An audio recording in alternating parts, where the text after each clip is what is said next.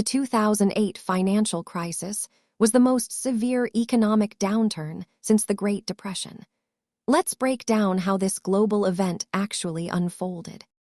It all started with subprime mortgages, which were home loans given to borrowers with lower credit scores and higher risk of default. The impact was massive. Between 2008 and 2010, the United States economy lost nearly 9 million jobs as businesses struggled to stay afloat. Banks bundled these risky loans into complex products.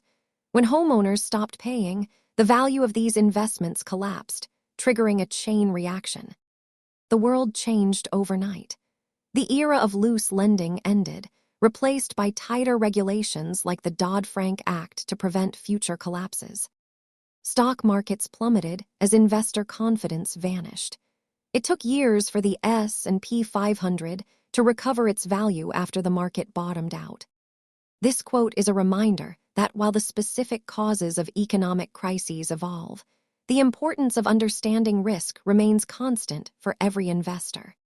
Understanding the history of our financial system helps you make better decisions today. Please consult a professional for your personal financial planning needs.